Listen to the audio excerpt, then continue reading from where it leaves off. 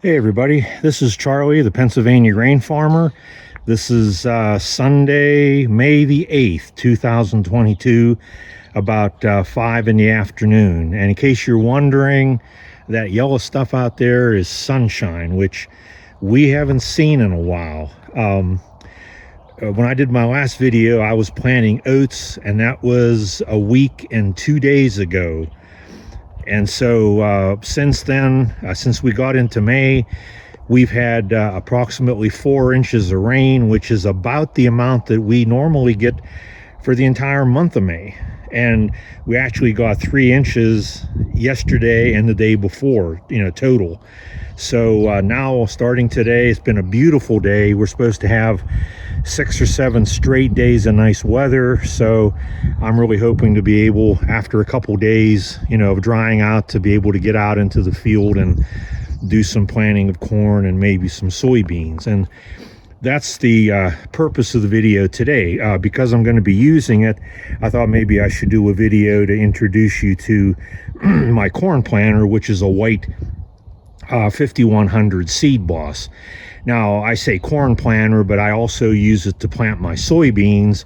I have the soybean discs for it, and also this is a wide row planter. It's a no-till wide row planter, even though I don't plant no-till, and I don't plant narrow rows. I plant 38-inch rows for corn. But then for soybeans, what I do is I go over the field twice, the second time going in between the rows that I planted the first time. And so what that does is gives me 19-inch rows. And there were some studies I read out of the University of Iowa that said that 19 to 20-inch rows are well, and according to a lot of studies, pretty much optimum for soybean row spacing. Now, I don't want to get into any argument with anybody. If you plant something different, that's fine, and I will never argue with you about it. But planting the 19-inch rows, there is some research for it, and with the wide row planter that I have, that works for me. A little history on this. I bought this planter, I don't know, about 7 years ago. I was using a John Deere 4-row, a 490 planter, the plate type, which worked very well for us for many, many years. Before that, we had an old John Deere 290.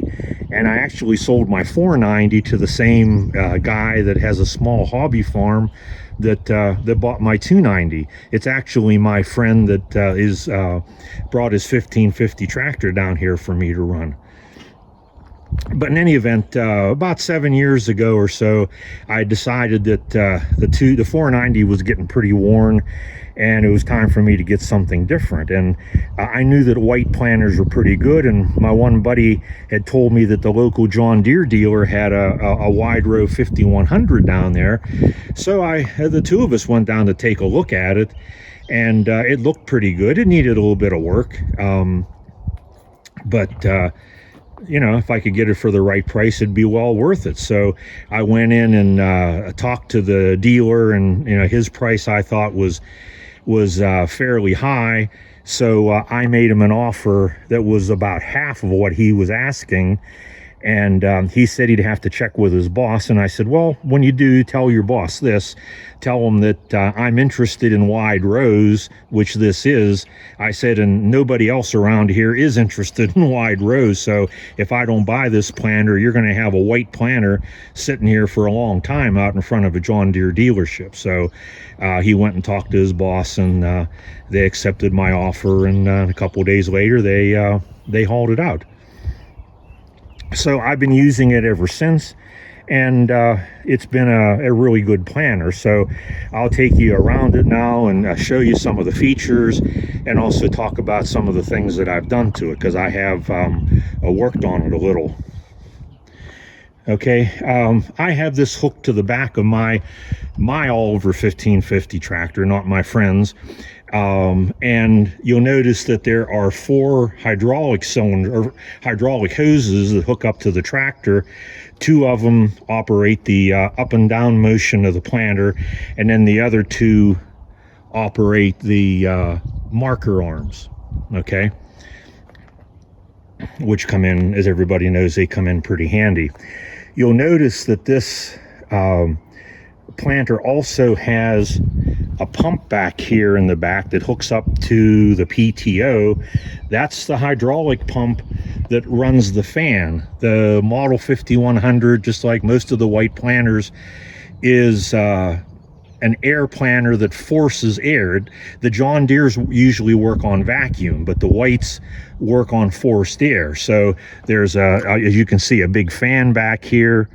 There's a meter that gives us the air pressure, which usually for corn or soybeans is somewhere in the neighborhood of 2. And you can find charts and so on that'll tell you exactly what your pressure ought to be. But that pressure of the air runs through these pipes and goes back underneath the seed boxes through this hose. And then this is the seed disc that the seeds are laying up against.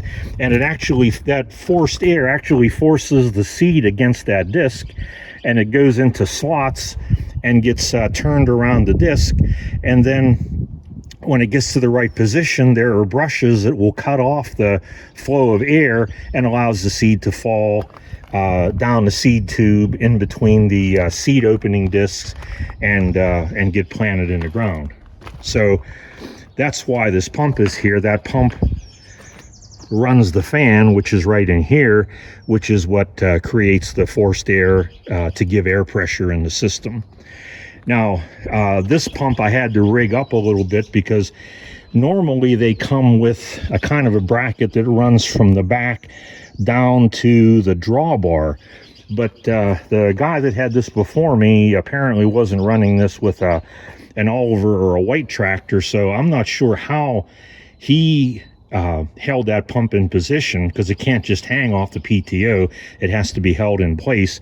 So I was actually the one that designed this bracket out of necessity. And those of you familiar with Olivers will note that I have it bolted in by 2 bolts on each side in the holes where the 3-point hitch top link goes. I have the top link, I keep it on this tractor all the time, but I take it off whenever I'm going to plant corn, when I'm going to hook the planter up, put those 4 bolts in, and then that supports my hydraulic pump for the fan. All right, so you can see the hydraulic hoses run back through here and then go in through the tongue. I changed quite a few of those hydraulic hoses whenever I first got this planter. One of the things that the guy before me did was that he put this platform on the front. Okay, there's a step and then there's a nice platform that makes it easy to stand, and that's nice whenever you're using bagged fertilizer. Now, at one time, one of the previous owners had tanks on it and was using liquid fertilizer, but I use dry fertilizer. And up until this year, I planted my corn with dry fertilizer delivered in bags. And one of the reasons was I just wanted to make sure that I could have my fertilizer here whenever I wanted it. So I would get it delivered in March. And then whenever May rolled around, late April or May, when I was ready to plant, I wasn't competing with everybody else to have bulk fertilizer delivered. So even up until last year, and I know it's a lot of work, but I, with each load, I would load up about 18 50-pound bags total into these 2 fertilizer hoppers, and then away I'd go. And that would plant a couple acres, and then I'd come back and load it up again. But this year, with the price of fertilizer, I decided to go bulk on that, and my friend Corey actually spread that 8 tons of fertilizer for me already on my corn ground, and I spread the fertilizer on my soybean ground, so I don't have to run any fertilizer through the planter. So that means if you look at the front here, you'll notice that there are no double disc openers for fertilizer, for solid fertilizer, and that's because just last week I took them off. They have always been on this planter, but since I was going to be planting both corn and soybeans without running fertilizer through the planter, I decided there was no reason to run those double disc openers to wear those discs. And also, The double disc openers are mounted on a flat piece of steel, which is really curvy and springy, so that it flexes if you hit a rock, but they do break. And I have broken 3 or 4 over the years that I've had this, just by, hitting something solid under the ground.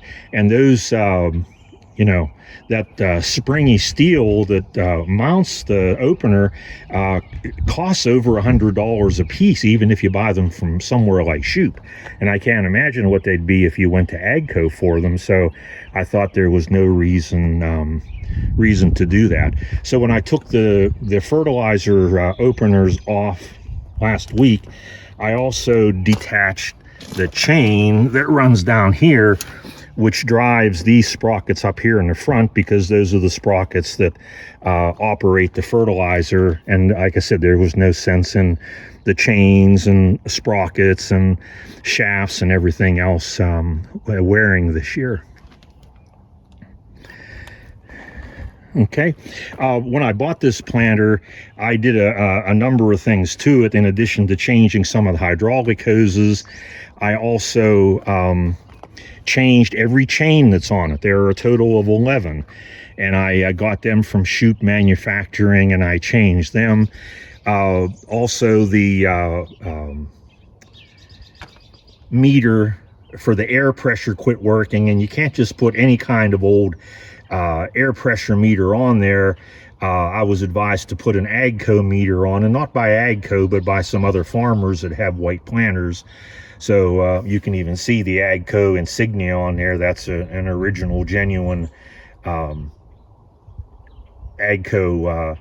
air pressure meter. Expensive, but it definitely does the job. So that was something else that I did.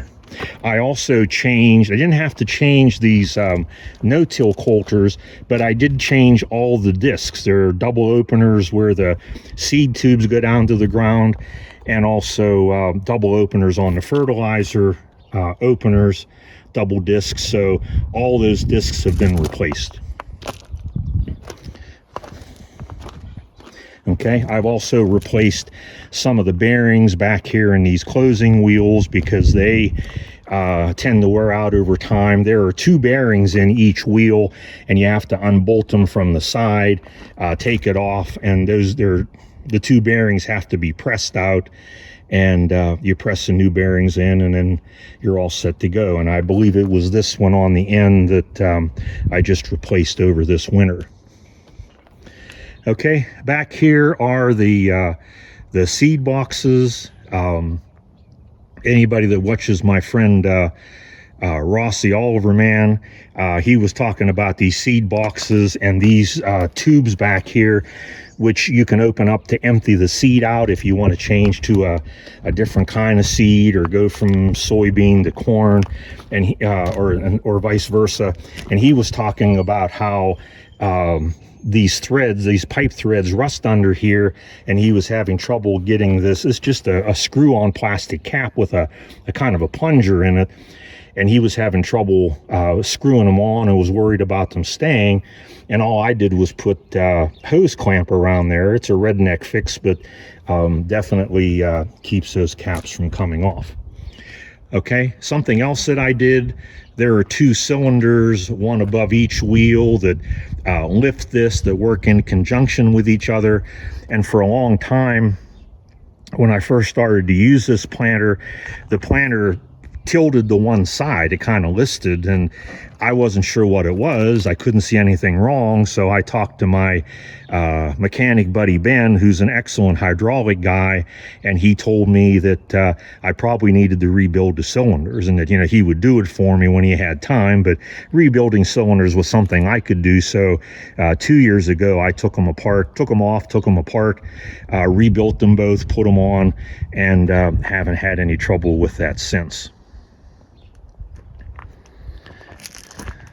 Okay, so I think that's just about everything. It's been a good planter, and I intend to use it for a lot of years to come, unless something catastrophic happens. I usually get a really good stand. This white planter gives me a stand of corn that looks like even like a picket fence, and I really like that. And I don't mean to brag about it and not putting anybody else's planter down, but I'm just stating my own observation.